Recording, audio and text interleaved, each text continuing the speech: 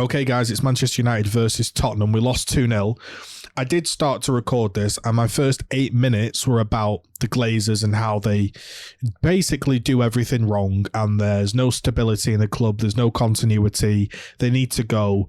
I could do a huge long video, but if you don't understand why the Glazers mess everything up, from transfers to players to basically pretty much everything from top to bottom, then you're never going to understand, so there's no point. Let's get on to the Tottenham game, right? And there's some harsh truths. Manchester United fans think that Man United fans are too harsh on players. They're toxic. They're too quick to fire a manager and all of this thing. It's the opposite for me. It's the complete opposite. Don't care what people think. For me, we're far too lenient. We let far too many things slip, and as a result, just no standards at the club whatsoever. Apologies if I cough. I'm getting over a chest infection. It's been 2 weeks. UK doctors, after 2 weeks, doctors are closed on weekends, ring up on the Monday morning at 7 a.m, coughing up a storm. Awful. Hi, still had this chest infection for 2 weeks. It's not going. Literally coughing up all sorts. Awful.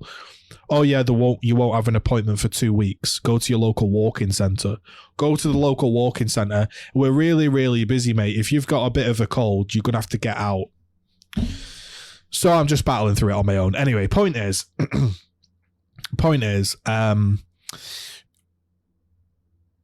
that we're not too harsh on players. We are not harsh enough, right? So I will give you my honest opinion, because I'm not doing another season of this, mate, because people need to realise. Remember, very, very early on, I banged on about David De Gea about 3 years ago. He's now gone. I banged on about Martial. He should be gone. Harry Maguire should be gone. There are certain players that get a free ride and certain players that get criticism, and I'm not sure why. So let's run through the squad, and that's how it relates to the game. Because obviously, for me, as a person that's watched football for 30 years, you can have all the brilliant tactics in the world. You can be the greatest motivator on the earth. But if your players literally can't do it, you're stuck. You put Guardiola in charge of Preston North End, and you tell him to go ahead and beat the current Man City team, there's no tactics he's going to come up with that beats them. It's just not. You play that team 20 times, they might get 1 victory. Maybe they'll get 2. Maybe they get 3. Maybe they get 4. But the vast, vast majority of victories are going to go to the team with the best players. And Manchester United used to be a club with loads and loads of good players. It's really not that deep. Man United fans like to deep it. Like, there's certain tactics going on, and there's certain styles, and there's certain this and that. It's the players. The players are not good enough. So let's run through the quality of player, right? In our squad, technically right now, we have Mason Greenwood. We know the issues there. 2 years ago, he was a bright young talent that pretty much counter-attacked, was a bit greedy, and shot a lot. We have no idea if he's even any good anymore, so forget him. Harry Maguire is all right for England because he's completely covered in a solid back three, but teams wanting to win titles and really play really attractive football, because you've got to understand, Man United fans, we've seen victories, we've seen titles. We are expected to win, not just win, but win in a current style. Now, obviously, we haven't won in a long time, so we'd accept any victory at this point. But he's not good enough for Man United, and he should be gone. And I'm just flicking through the list randomly. Next up is Marcus Rashford. People will say, oh, Marcus Rashford, so many goals, brilliant talent. Yeah, I agree. But there comes a point where you have to basically do it consistently, or you're not that great. And that is the very, very harsh reality of top level sports. Ask yourself, be honest, does Rashford do it every single week in, week out? He doesn't. Therefore, you can't rely upon him to put him in the starting lineup and win titles.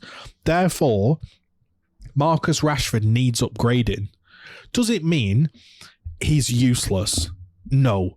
But does it mean he starts every single game, first name on the team sheet, plays 90 minutes and is irreplaceable? No. But Man United fans will have you think when you suggest upgrading Marcus Rashford, oh, that's ridiculous. It's not ridiculous. He could easily be upgraded or at least have somebody of high enough quality to push him. Now, yesterday, he was played up front. I'll get onto Ten Hag's tactics because it's really important. But basically, the long and short of the tactics is he's playing a lot of people out of position, and we do this a lot. To explain what basically is happening, imagine Erling Haaland, which he does, plays up front for Man City, and their left winger, Jack Grealish, gets injured. Okay? What would Pep do? Would Pep find a left winger that can sort of do the job?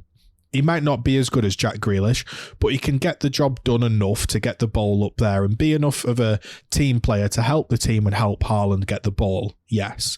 Would he put Haaland on the left and then put a random striker up front? No.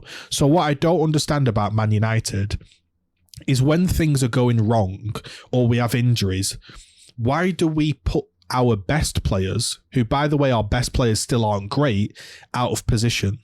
Marcus Rashford, we know, cannot play up front. He just can't do it, right? So if your striker is injured, you think to yourself, how do we make the least mess up here? We keep Rashford on the left, right? And Rashford might be able to shoot, he might be able to score, he'll be able to get the ball to the young striker or Sancho false nine or whatever. What you don't do is mess up your left wing and your striker position by swapping the two around. I don't get it. Same way, if our number 10 isn't performing, why are you putting Bruno on the right wing? You just play a winger. If you want someone on the right wing, play a winger. I'm going to get into that because I don't feel like people understand just how bad our squad is. Next up on the list is Mason Mount. I don't think Mason Mount is the reason we're losing games. Mason Mount is a solid level player that can help a team in a Premier League season, and he can importantly do the odd good things, such as assist in a Champions League final. He's a Champions League winner. He's not junk, right? He's been made to look junk because the position he's been played in makes no sense. Mason Mount is basically a 10 that's slightly more defensive and kind of plays a bit like Lampard. Like, he's not totally box to box, but he used to make those late runs. Having him sat next to Casemiro or running around headlessly makes him look bad, puts pressure on him and doesn't help the team, right? But he's not horrific, but he's also not great. Spending 60 million on him when we've got massive flaws in this squad makes no sense. So yeah, the Glazers should give more money, should put more money up, but use your money wisely. Buying Mason Mount made no sense. If Bruno got injured, you could put Sancho as a number 10. We've now got like Sancho, Bruno, Mount, and probably some others that can play this 10 role, but we don't really have any proper midfielders. He sold Fred. He's trying to get rid of McTominay. And yes, we know Fred and McTominay aren't good enough, but Fred, McTominay, Casemiro is a better midfield than Bruno, Mount, Casemiro. You might not like it. You might think I'm an idiot, like people think Ricky on United standards is an idiot, but I'm correct. Anthony, right wing, just not good enough. And unfortunately, because Ten Hag made him his main man and he spent 80, 90 million on him, he's going to play him every game, but he's not good enough. The better right winger is Diallo, who's unfortunately injured. Or you've got, you could even maybe put Dalot as a right winger if you wanted to go there. You've got all these players that could play there, right? It's not correct to just constantly play. I Anthony because you spent a lot of money on him. He cannot go past a man. Yesterday was the first day, because I understand what he brings to the team defensively and all of that, but yesterday was the first game where he actually just really, really annoyed me. Like, he was actually hopeless. Actually hopeless. Palestri is a better right winger, and people are going to laugh at me when I suggest this. Anthony Elanga is a more useful player than Anthony. And you'll say, that doesn't make any sense. That's a ridiculous take. You're just mad because you lost. No. If you want to play with a winger that, quote, transitions, which he says that's what Ten Hag wants to do, you need pace and you need to be able to get the ball in. You see what Anthony Elanga did against Arsenal the other day. He's not going to do it consistently, otherwise it'd be a world beater. But he can do it. Anthony just flat out can't do it. He doesn't have the pace and he can't go past people. So building a, quote, transitional team with Anthony as your main starting block just makes no sense. We are buying players that just don't make any sense, and we are sticking by them to, quote, not look toxic. It's not toxic. All those players can be improved upon.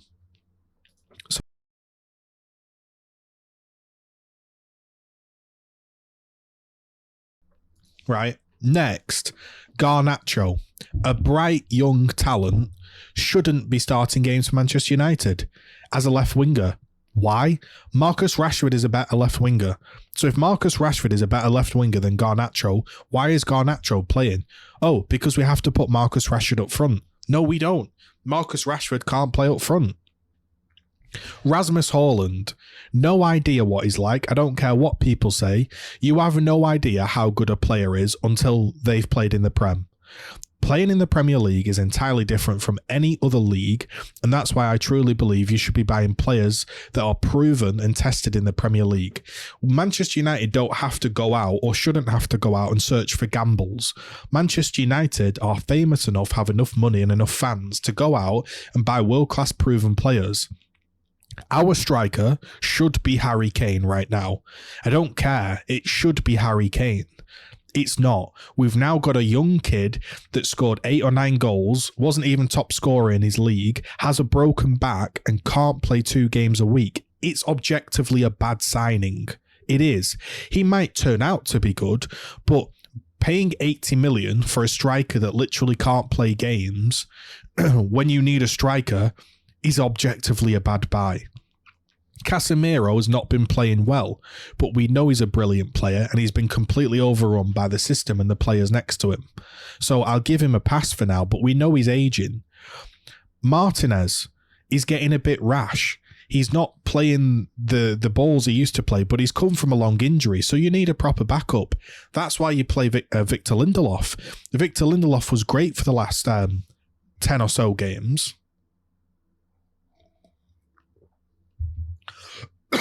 So why is it now Victor Lindelof's he doesn't exist?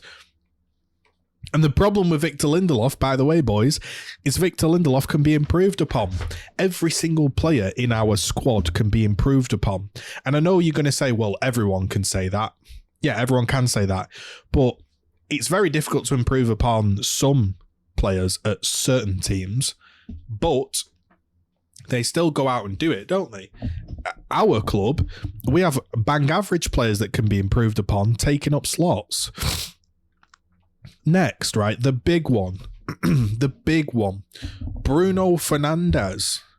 Bruno Fernandes, to me, I will say it is not good enough for Manchester United. And you're going to be like, how is that possible? He basically had Ollie ball for the first half of Ollie ball, which was transitioning, and then we had lockdown football, which was just weird, where again he was counter-attacking and seemingly scoring with every shot because he was like a number 10, almost a shadow striker kind of player with zero responsibilities defensively, and it was just strange. And it's no surprise that since he's been sold by Sporting have won their title. They didn't win it with Bruno. And it's no surprise that Manchester United have had all their massive, heavy defeats with Bruno. How on earth this man is captain, I have no idea. Why is he captain of Man United? And this is when I talk about standards. It's ridiculous. If you captain losing whatever it was, 6-2 to City, 7-0, 5-0, all these massive scores to rival, the summit you're not doing right. The summit you're not doing right. I don't care. I don't care what Mr. Toxic Positivity Man United fans say. You're not doing something right. It's staggering. When that 7-0 and that 6-odd or 5-odd or whatever it was against Man City happened, there, right then and there, had to be a statement made. Manager fired, or players fired, or players never to be seen again. And you're going to say, that's ridiculous. No, that's exactly what had to happen, and it didn't. And now look, we have not played a good game since that 7-0, because everyone knows he doesn't mean business, actually. We've got him. He don't mean business. That's the problem right there. That 7-0, those run of fixtures, those 9 away games against the top 10 that we haven't won, those are the games where you drop people and never see them again. Bruno and Rashford were handed the captaincy and a new contract, and so were other players. Jadon Sancho, not good enough, not consistently good enough. Martial, not consistently good enough. Christian Eriksen, revived from the death. A superhuman feat that he's even playing football, but he's not good enough for Manchester United. Rafael Varane, I think he does lack a bit of pace at times. I think he's injury prone and he's not a leader. I think he showed at Real Madrid that he needed that leader beside him. Wan-Bissaka, he's really good at defending, but can't really attack. Fairness to him, he's really improved on his attacking. He looks a lot better, but it doesn't come natural to him and he could be upgraded on. Luke Shaw, the player I can't wait to see leave Man United. I'll be honest with you. You know how annoyed I was and I couldn't wait for it to see the back of David De Gea. I honestly don't know what Luke Shaw brings. He is like a centre-back at left-back. At times, looks phenomenal. He has a brilliant first touch, and sometimes he has this period where he's world-class. But the reason I can't wait to see the back of him is Man United fans have got it in their head that he's irreplaceable and he can't be upgraded on. He could easily be upgraded on. If we had Tsimikas from Liverpool, who's a bench player, we would be a better team with Tsimikas in our team than Luke Shaw. 100%. 100%. We'd be a better team with Chilwell. We'd be a better team with Lewis Hall at left back. There's people here that can be upgraded on. Estepinian would be a huge upgrade over Luke Shaw. But we have, and this is the main point of the video, it's not that these players are horrific and awful and not good enough. They can be good enough on their day. But Man United fans have got it in their head that somehow this squad is just perfect and it just needs a few tweaks and it's been mismanaged. Diego Dalot, you ask Man United fans what do you think of Dalot, they'll say yeah, he's pretty good. He's not good. What is Dalot good at? Tell me. He's not good at defending because Wan-Bissaka gets played in every game we actually need a defender, and he's not good at attacking. There are plenty better attacking right backs than Dalot.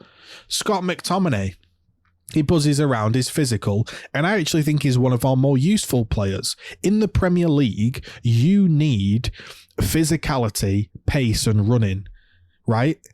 And people will laugh and say, what, you'd get rid of Luke Shaw and keep Scott McTominay? If that was the decision, yeah, I would. I genuinely would. Maybe I'd put Luke Shaw to backup because he's a brilliant backup. But the point I'm trying to get across is people think you're deluded for suggesting that Man United players can be upgraded on. Donny van de Beek, Brandon Williams, Dean Henderson, Eric Bailly, Hannibal, Johnny Evans, Tom Heaton, Shola Shoretire. These are players that are in the squad and can be upgraded upon. Every single player. Name, right, I used to play this game, with your friends when you used to play and you used to chat about football. What player would you take if you're an opposing team, right?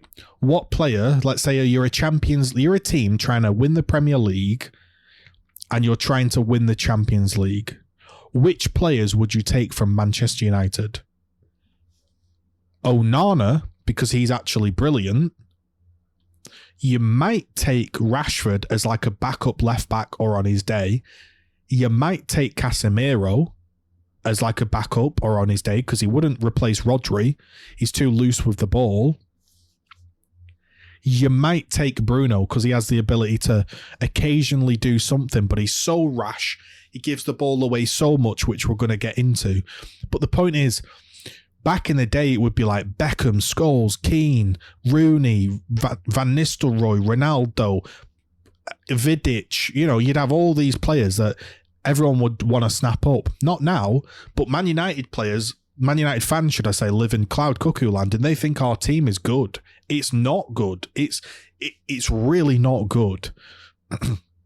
So let's get on to the thing that annoyed me the most about the game, because I could sit here and talk about it forever. Smash a like, by the way, if you're enjoying this. The thing that annoyed me the most out of anything was Bruno Fernandes this game, because he's the captain of Man United, and every time we're under the cosh, he capitulates.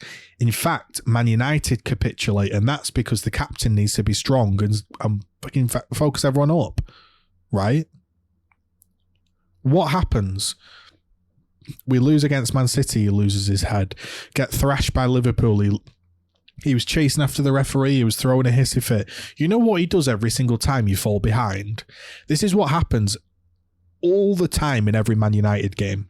When we fall behind, we spark into life and we just start attacking and desperately rushing the attacking phase. And sometimes you score and we get back in it, and then we get confidence and we go on and we roll teams. If we score first, we'll usually go on to win. When we're behind, there's not a single player that just goes, hold on, let's build some proper attacks. Let's build 4 or 5 proper attacks. Let's begin to worry their team and let's pick away at them, plug away at them, and we'll score. It's just like Bruno got the ball, we're 1-0 down. Oh, fire it, cross, chip, cross. Every single time giving the ball away. And nobody's saying anything. Rashford's like up top sulking around. Garnacho, young kid trying his best. Mason Mount running around like not sure where the hell he's going. Casemiro getting overrun. It was horrific. It was one of the worst games I've seen for Man United, because the reason it was one of the worst games was simply the expectation was we finished with a trophy. We got top 4. Last season, we lost the opening 2 games and got dominated. If we'd have lost against Wolves, it would have been deserved. It would have been completely deserved, and we'd have been in the exact same position. 2 games into the season, 2 dominations, no midfield, and then we might panic buy somebody even though we've already dropped points. You can't afford to drop points in this league. The title's gone. The title is gone. You might say, how can you say that? The title, don't even think about the title, guys. The title is gone, and therefore you're playing for best of the rest. Which, as a Man United fan, call it arrogance, call it whatever. It's not good enough. I want to win the title. I want to win the Champions League. I want to win the FA Cup. I want to win a double. I want to win a treble. That's the standards. Yet suddenly the standards of Man United have become, oh, don't be so harsh on Luke Shaw. He has his good days. Rashford has his good days. Anthony's really good defensively. They're not good enough. They're not good enough. They can be improved on. The Man United fans have this thing in their head that these are players you get like attached to emotionally and physically, and you bond with them, and it's really disappointing when they go. Not for me. Manchester United is the bigger thing. The club, the history, what it means, what it represents. That's above all else. The people that play for Man United are just employees, and they can be replaced if they don't perform. And I feel nothing. If tomorrow we announce that Bruno Fernandes and Marcus Rashford have been sold, I'd be like, okay, let's get some proper players in. If it was announced, unfortunately, Jadon Sancho and Martial have been let go. Their performances for many years have been substandard. We're going to let go. Tyrell Malacia, hey, we bought you as a backup to Luke Shaw. Luke Shaw isn't good enough, and you're not even pushing Luke Shaw. We gave you a whirl for a year. We're going to let you go. Malacia will be at our club for like 5-6 years, and he's shown nothing, right? He's 24, pushing 25. He's not. People will think Malacia is like 18-year-old in his first season and give him a load of chances, right? It's crazy, man. It's just unbelievable. Think about this. Our most senior player at Manchester United is Luke Shaw, who's never won the Prem in a decade of being at Man U. He's never even been involved in a title charge. That sums it up. I just don't feel anything for these players, unfortunately. I prefer to look at Man United as a whole, and I think everyone's giving Ten Hag a load of stick, and rightly so. There's a lot of stuff this man does wrong. You can't lose every away game and get battered by your rivals and just say it's okay, because it's not.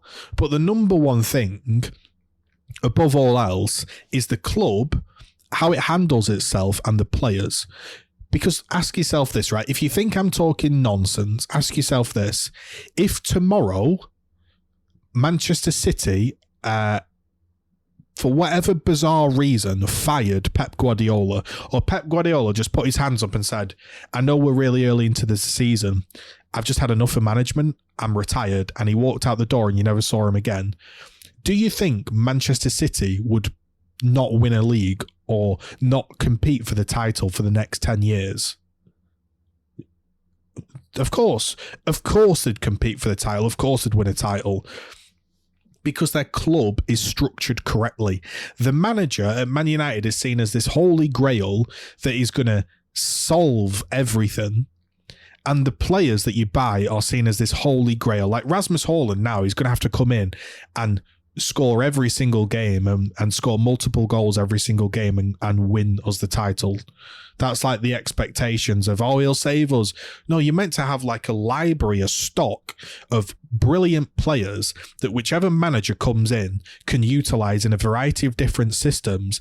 And even if the manager gets fired or he leaves or whatever, there's some technicality that he has to go, the club continues. What we do is we just buy a load of random players. Like, imagine tomorrow a new manager comes in. They might fancy Harry Maguire in a back three. They might not like Mason Mount. And then they might be wondering, what the hell do I do with Eriksen? What do I do with Malacia? What do I do with Dalot, Donny van de Beek, Eric Bailly? You're looking at a squad of players thinking, I don't really know what to do, because there's just no consistency in styles. There's no consistency in quality. Man United need to get back, very simply, to forget about manager, forget about tactics, get some proper Premier League proven quality players. Look at what Chelsea are doing. They ripped up their team and they're starting again. People talk about Man City, brilliant technically, all the passing and everything. Manchester City have Premier League proven players. They're big, strong, tall players. Physical. Rodri, Stones, Haaland. De Bruyne is physical in his own way. Bernardo Silva is physical in his own way. He's strong. He holds off players, right? They have players in their team that are good physically. They can handle the demands of a Premier League season. The only player that can handle the demands of a Premier League season seems to be Bruno, because he plays every single game. Everyone else pretty much gets injured at some point. And Harry Maguire can handle a Premier League season. It's just a complete mess. And Man United fans will have you believe that it's just a one-off. Relax. It's not a one-off. You can forget titles. You can forget anything until the structure of the club changes and the club from top to bottom start prioritising good, proper players and less... Okay, let's buy Mount because the manager really wants Mount, and how do we market him? Let's give him the number 7. Let's do all this behind the scenes stuff. Just get some fucking proper players in. It's really not difficult. Basuma, right? Basuma was brilliant when he played for Brighton, wasn't he? And everybody rated Basuma. Well, I did anyway. I also rated Mane at Liverpool. At Southampton, sorry. I remember Mane at Southampton. He was winning games against the top 4 at the time on his own for a crap Southampton side. And we were linked with him with Van Gaal. And everybody laughed and was like, a guy from Southampton? Useless. It's about time they look at the Premier League players and think, what can we do to test them? What can we do to test these players to get them to come to the Premier League? Because we don't have it. As ridiculous as it is, and I know they'd never sell it to us, but you know, back in our heyday, we'd have probably got Harry Kane. We'd have probably tried to pinch Saka. We'd have maybe looked at, you know, Kieran Trippier, Maddison, Caicedo, John Stones when he was moving from Everton. Son, you could have tested Son and had his whole career. Cancelo's decent. Should have had Mahrez and Vardy or Kante, one of them, once they left Leicester, right? There's loads and loads of good players that play in the Premier League. It's a brilliant league full of brilliant players, and we just seem to be selecting the wrong players, the wrong stature of player. Paulinho from Fulham, he'd be a brilliant player to play alongside Casemiro. You ask a Man United fan, do you want to sound Paulinho? They'll be like, nah, plays for Fulham and Fulham are crap. That's not how it works. It's just not how it works. And the last point is, when he's making the changes make no sense for Ten Hag. Like, if you want a winger, you look at your squad and you put the best winger on. You put the best right winger you've got. You don't put Bruno in there.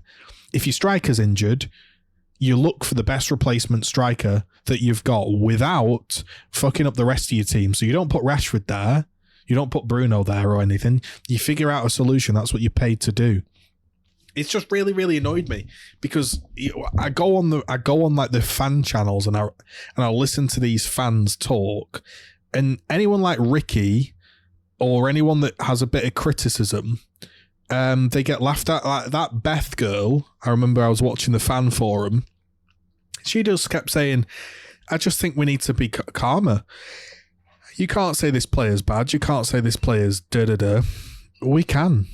There's a history here of our Man United squad being battered by the top 9. They've not won an away game. They've not won a big trophy. They're not good enough. It's dead simple.